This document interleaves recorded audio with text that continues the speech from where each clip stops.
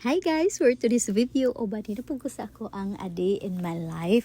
So, ari magluto ta og mga seafoods, but before that is musimba sa atamo atenta sa Misa de Gallo, o diba 2/2 ta, bahala na ato ari bags, basta ang importante makaapil ta sa Misa de Gallo agig pangandam sa atong Pasko, o diba lahi ra gid ni mangandam tanong kay mo attend jud tag Misa de Gallo for almost like 4 years na siguro ko ako jud ma-perfect attendance ang Misa de Gallo, kay wala may mawala ko mo attend ta, and then very nindot gyud sa feeling kung mo baga ta sa kapaskuhan nga mo attend tag Misa de Gallo, no, ma-feel gyud nato ang spirit of Christmas.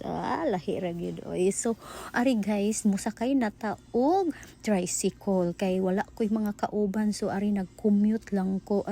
Naabot na ko diri sa simbahan, so perfect attendance ta og very early bird. Oo, as usual early ra gid ta kay para di ta ma-late, no.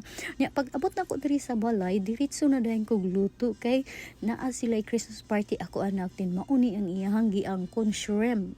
Nya ganahan man ko ani magluto kay very dali lang lutuon, pero ang presyo di pud madali-dali. Pero sige na lang kay panagsaraman. So dali ra kay na nako giluto guys, nagkuan lang ko nagisal og ahos. Oo, nga gidugmok-dugmok basta mao na siya. Then ang shrimp is ako na siya marinate na daan overnight, kay marinate na ko Sprite. Kay bawa mo sa Sprite, that's Sprite. Then ari ko ikuan guys, mga kinhason. Oo, pinalit na ko ganina paggawas na ko simbahan na nag-display.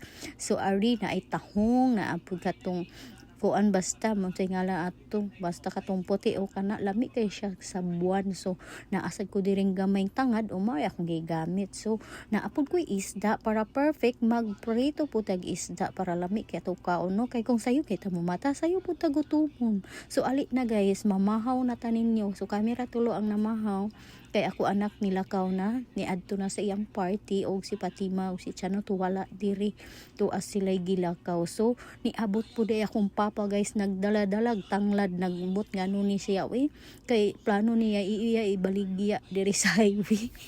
O ako na lang giingon ala ay na lang na ibaligya, ako na lang ani kay ako ni himuon og juice. Then while gakuan ako sa nigipasayaw gipa-TikTok kay ato manggid na ko ano trademark nga kailangan mo TikTok gid ta once you mo visit diri sa amo ang balay. Lahi ra gid. Then after ana is ni duty na dayon ko, diba hubag kay akong mata guys kay natulog ra kog 3 hours, imagine.